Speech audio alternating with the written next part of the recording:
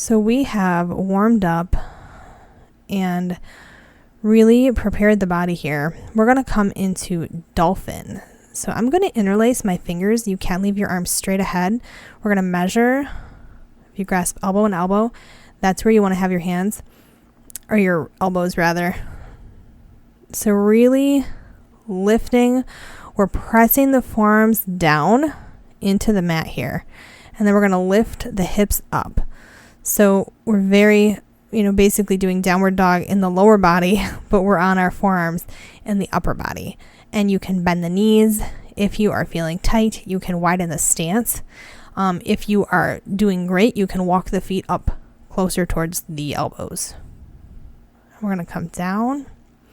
So we're going to counter. We've really warmed up. We've really prepped for this. Now we're going to counter. We're going to come onto our bellies and we're going to come into locust pose. So the toes pull towards each other. Adductors are active. We're working the back of the body.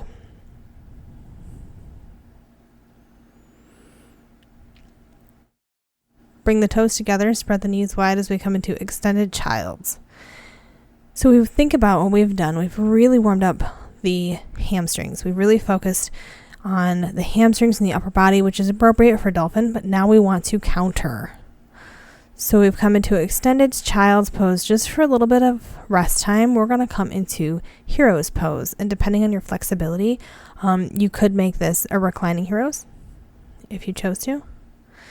I'm going to place a blanket between my knees just to help not to bend them too far.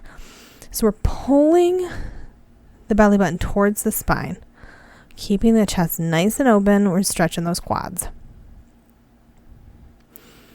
So make sure your bolster's not in the way. We're going to really kind of reverse and come into some prep for camel next. So we're going to come onto our knees. And you can use a blanket if your knees are sensitive underneath your knees, if that's an issue. You can also roll it if your toes tend to cramp or your feet tend to cramp. You can put it underneath or to pad your ankles under there. So we're going to set that aside. So we're going to squeeze those hip adductors. So our adductors have been working pretty good through this entire sequence. We're just going to come into some lateral flexion. Really roll the shoulders back, pulling the belly button in. We're going to reach towards the SI joints. And we're opening the chest here. So you could keep it there, or you could come further back into more of a full camel pose. We just want to watch our neck. We don't want to overextend.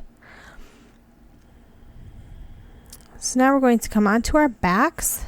We're going to come into a reclined twist as we continue our cool down. And so we've worked some of those oblique muscles. In our revolved twist, we work some of those. Bring the knees to the chest and drop to the side. Option here to look the opposite direction or keep the gaze straight up. So we're stretching out the QL area, that lower side area between your ribs and your hips. And we're going to switch to the other side.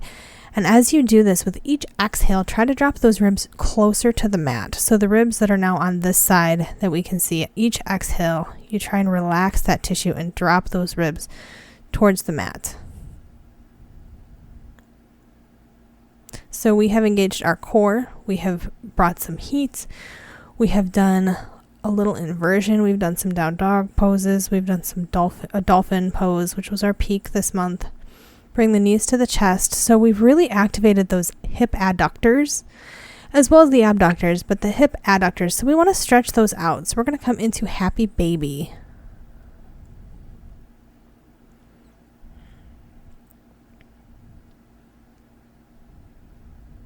And as we come down, bring the toes together, bottoms of the feet together.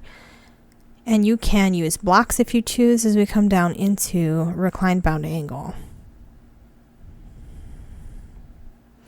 Really starting to wind down You don't have to use blocks. You could use a bolster. You could use a blanket. You could just let your legs completely go. For me, it feels best to use a block, so that's what I do. And it depends on the day too.